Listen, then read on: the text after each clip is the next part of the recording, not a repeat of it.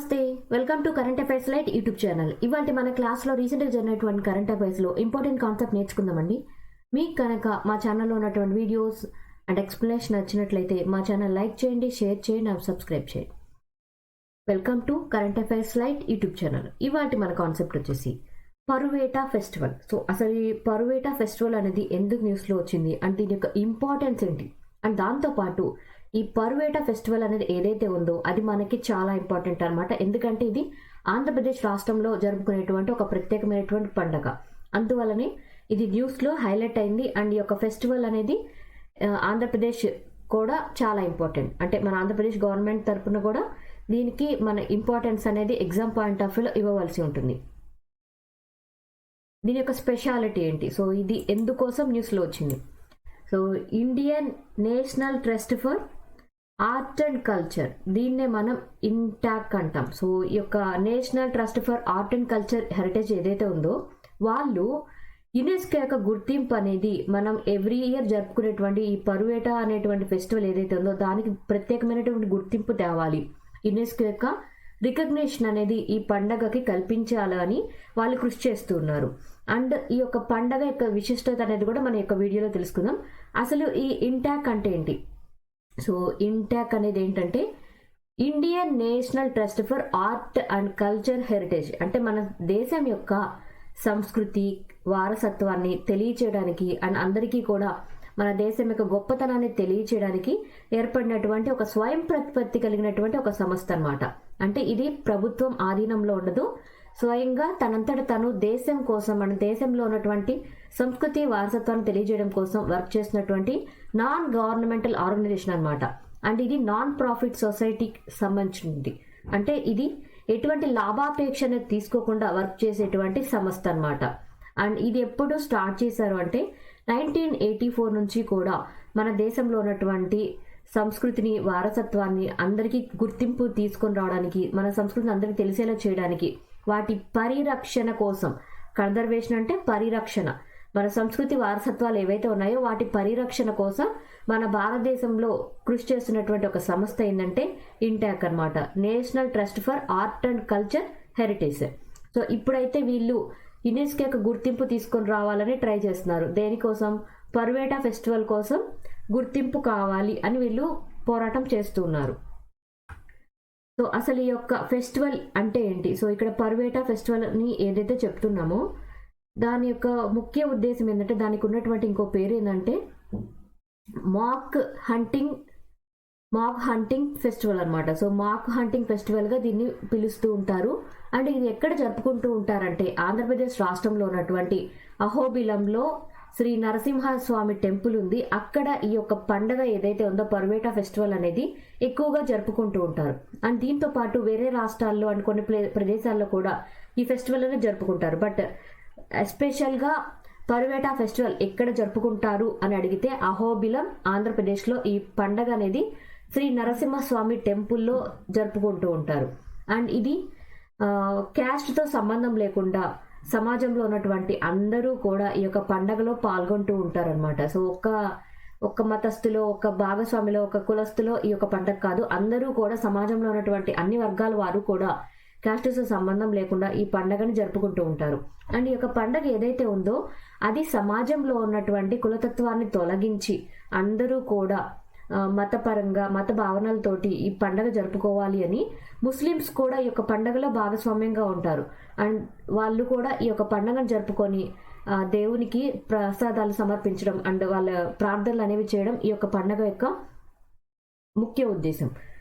And ఇక్కడ అసలు ఈ పండగ యొక్క ఆరిజిన్ ఏంటి, అసలు ఇటువంటి పండగ ఎందుకు స్టార్ట్ అయింది అనేది కూడా ఇంపార్టెంట్ అనమాట. అంటే ఆ స్థల పురాణంలో భాగంగా ఈ యొక్క పండగకి కూడా ఒక ప్రత్యేకమైనటువంటి గుర్తింపు ఉంది. సో పరువేట ఫెస్టివల్ ఏదైతే ఉందో అది అహోబిలంలో ఉన్నటువంటి నరసింహస్వామి టెంపుల్లో స్టార్ట్ చేశారని చెప్తున్నాం.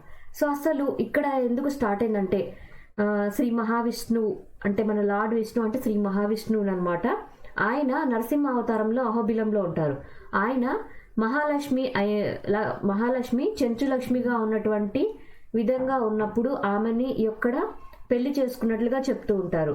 అంటే ఇక్కడ చెంచులక్ష్మిని మహావిష్ణువు పెళ్లి చేసుకున్నటువంటి ప్లేస్. అండ్ అక్కడ ఆమె మహాలక్ష్మి చెంచు లక్ష్మిగా ఉంది. సో చెంచు అనేటువంటిది మనకి గిరిజన తెగలకి మనం చెంచులు అని ఎప్పుడు ఆంధ్రప్రదేశ్లో వింటూ ఉంటాం. సో ఈ చెంచు లక్ష్మి ఆ గిరిజన ఒక యువతి అనమాట. ఆ గిరిజన యువత అయినటువంటి చెంచు లక్ష్మిని మహావిష్ణువు పెళ్లి చేసుకున్నట్లుగా చెప్తూ ఉంటారు.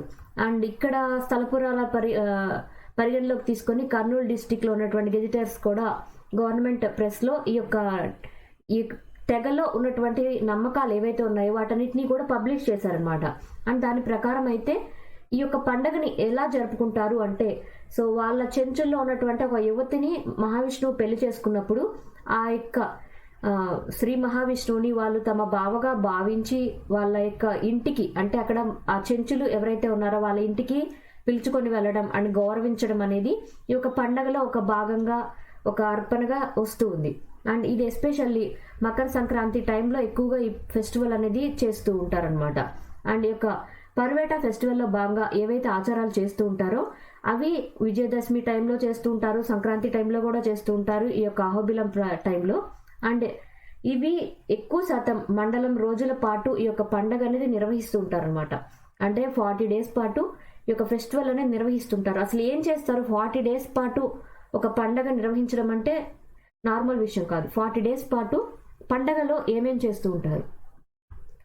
సో ఈ పండగ టైంలో ఏంటంటే, ఈ ఫెస్టివల్ టైంలో ఇక్కడ ఉన్నటువంటి విగ్రహం ఏదైతే ఉందో మహావిష్ణు విగ్రహం, దాన్ని బయటకి తీసుకొని వస్తారనమాట. తీసుకొని వచ్చి అక్కడ ఉన్నటువంటి 32 చెంచు ట్రైబల్ విలేజెస్ ఏవైతే ఉన్నాయో అహోబిలం చుట్టూ, అంటే చెంచులు ఉండేటువంటి గ్రామాలు అనమాట, ఆ గ్రామాలన్నిటి చుట్టూ 40 రోజుల పాటు ఆ యొక్క విగ్రహాన్ని తిప్పుతూ ఉంటారు. అంటే ఊరేగించడం లాగా తిప్పుతూ ఉంటారనమాట.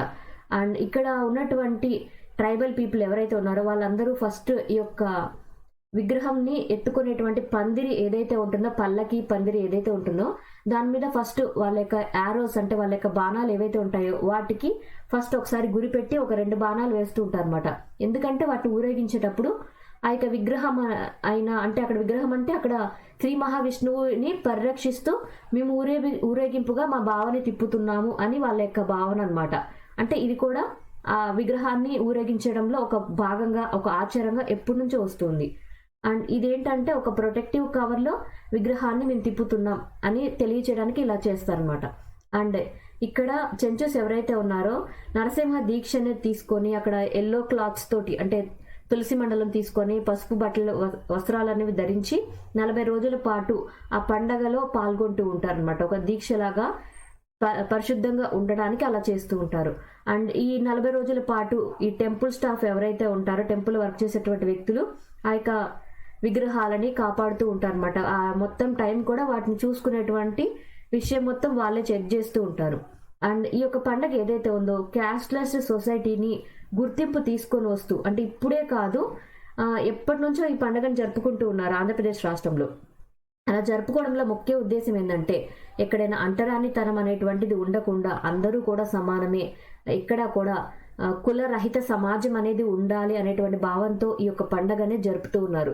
సో ఈ పండగ జరిగిన టైంలో ఏంటంటే, దేవుణ్ణి ఇంతకుముందు కాలంలో బయట ఉన్నటువంటి గిరిజన తెగలకు కానీ, అంటరాని వాళ్ళగా చూసేటువంటి వ్యక్తులకు కానీ దర్శించేటువంటి భాగ్యం ఉండేది కాదు.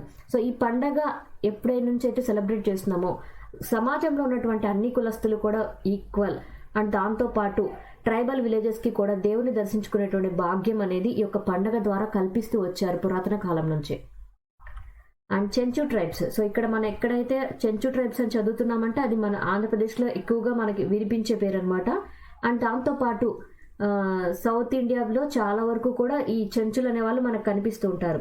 అండ్ ఓన్లీ ఆంధ్రప్రదేశ్లో అనే కాదు, చెంచు ట్రైబ్ అంటే మనకి తమిళనాడులో కనిపిస్తూ ఉంటారు, కర్ణాటక, ఒరిస్సా ప్రాంతంలో కూడా చెంచులు మనకి ఎక్కువగా కనిపిస్తూ ఉంటారు. అండ్ మన ఆంధ్రప్రదేశ్ రాష్ట్రంలో ఈ యొక్క చెంచుల్ని వాళ్ళ యొక్క లాంగ్వేజ్ తోటి అనమాట, చెంచు గిరిజనులు అంటే వాళ్ళు ఏ భాష మాట్లాడతారంటే చెంచు లాంగ్వేజ్ అనమాట. అండ్ వాళ్ళు తెలుగు కూడా మాట్లాడడం మనం చూస్తూ ఉంటాం. అండ్ దాంతోపాటు ఈ చెంచు లాంగ్వేజ్ ఏదైతే ఉందో అది కూడా ఒక ద్రవిడియన్ లాంగ్వేజ్గా గుర్తింపు పొందింది. బట్ ఆ భాషకి లిపి లేదు, కానీ మాట్లాడడం అనేది ఉంది, గుర్తింపు కూడా ఉంది. చెంచులు మాట్లాడేటువంటి లాంగ్వేజ్, చెంచు లాంగ్వేజ్ అనేది ద్రవిడియన్ లాంగ్వేజ్గా గుర్తింపు పొందింది. అండ్ ఇక్కడ చెంచులు ఎవరైతే ఉన్నారో వాళ్ళు ఈ యొక్క పండుగను జరుపుకునే టైంలో ట్రెడిషనల్ వ్యాండరింగ్ అనేది మనం ఎక్కువగా చూస్తుంటాం. జనరల్గా చెంచులు అనే వాళ్ళు ఇంతకు ముందు కాలంలో ఎలా ఉండేవాళ్ళంటే సంచార జీవితంలో ఉండేటువంటి వ్యక్తులుగా ఉండేవాళ్ళు. బట్ తర్వాతి కాలంలో వీళ్ళు ఎలా అయ్యారంటే అలా తిరగడాన్ని మానేసి, ఫుడ్ని సేకరించడానికి తిరగడం మానేసి ఒక చోట జీవించడము, అండ్ వాళ్ళు నార్మల్గా రైతుల్లాగా వాళ్ళ యొక్క జీవనాన్ని మార్చుకున్నారు. ఇంతకు ముందు కాలంలో అయితే సంచార జీవులుగా ఉండేవాళ్ళు, బట్ తర్వాత రైతులుగా మారారనమాట. అండ్ వాళ్ళు రైతులుగా, ఇప్పుడైతే రైతులుగా అండ్ రైతు కూలీలుగా వాళ్ళ యొక్క జీవనాన్ని కొనసాగిస్తూ ఉన్నారు. అండ్ వాళ్ళు ఎక్కువగా తేనెటీగ గూడు ఎలా అయితే ఉంటుందో అటువంటి రకంగా గుడిసెల్ని నిర్మించుకొని వాళ్ళు ఎక్కువగా జీవిస్తూ ఉంటారు. అండ్ ఇక్కడ వాళ్ళు చెట్లతోటి, అంటే అక్కడ ఉండేటువంటి ఈత చెట్లు కావచ్చు, ఇటువంటి చెట్లతోటి నిర్మించినటువంటి గృహాలు ఏవైతే ఉంటాయో, అంటే తాటాకులతో కట్టినటువంటి పూరి ఇల్లు అలాంటి వాటిలో ఎక్కువగా జీవిస్తూ ఉంటారు. అండ్ వాళ్ళ యొక్క జీవన విధానంలో చెంచులు ఎవరైతే ఉన్నారో వాళ్ళు ఎక్కువగా పితృస్వామ్య వ్యవస్థని కలిగి ఉంటారన్నమాట. అంటే తండ్రికి ఎక్కువగా హక్కు అనేది వాళ్ళ యొక్క సొసైటీలో, వాళ్ళ సంఘంలో మనం చూస్తూ ఉంటాం. అండ్ వాళ్ళు వాళ్ళ యొక్క పిల్లలకి తండ్రి పేరుని, తండ్రి యొక్క వంశం పేరుని ఇవ్వడానికి ఆసక్తి చూపిస్తూ ఉంటారనమాట. అండ్ చెంచు సొసైటీలో లోకల్ గ్రూప్స్ ఉంటాయి, అంటే అక్కడ వాళ్ళలో కూడా వాళ్ళకి తెగలనే ఉంటాయి, అంటే ఒక వంశం లాగా వాళ్ళకి కుటుంబాలు అనేవి నివసిస్తూ ఉంటాయి అన్నమాట. అలా ఉన్నప్పుడు వాళ్ళు ఎగ్జోగామస్గా ఎక్కువగా కనిపిస్తూ ఉంటారు. అంటే ఒకే వంశస్థుల్లో పెళ్లి చేసుకోవడాన్ని వాళ్ళు ఇష్టపడరు, వేరే వంశం వాళ్ళని ఇష్టపడుతుంటారు. అంటే ఒకే ఇంటి పేరుతో ఉండేటువంటి ఆడపిల్లల్ని పెళ్లి చేసుకోరు అనమాట. కనుక్కున్నాక వాళ్ళ వంశం పేరు వేరుగా ఉన్న వ్యక్తుల్నే వాళ్ళు మ్యారేజ్ చేసుకోవడానికి ఇష్టపడుతూ ఉంటారు. ఎగ్జోగామస్ అంటే అది. అండ్ వాళ్ళు పితృస్వామ్య వ్యవస్థనే ఫాలో అవుతున్నారు. వాళ్ళ నెక్స్ట్ తరాలకి కూడా తండ్రి యొక్క ఇంటి పేరునే ఇస్తూ ఉంటారు అనమాట. ఇది చెంచు ట్రైబ్స్ గురించిన ఇన్ఫర్మేషన్. సో ఇక్కడైతే యునెస్కో యొక్క గుర్తింపును తీసుకొని రావడానికి ఇంటాక్ వాళ్ళు ట్రై చేస్తూ ఉన్నారు. ఏ ఫెస్టివల్ కంటే Paruveta. Thank you for watching my video. మీకు కనుక నా వీడియో ఎక్స్ప్లెనేషన్ నచ్చినట్లయితే నా వీడియోస్ లైక్ చేయండి, షేర్ చేయండి అండ్ సబ్స్క్రైబ్ చేయండి. మీకు నా వీడియోస్ ఏ విధంగా అనిపిస్తున్నాయో నా కామెంట్ సెక్షన్లో తెలియచేయండి. Please like and share. Thank you for watching. Thank you.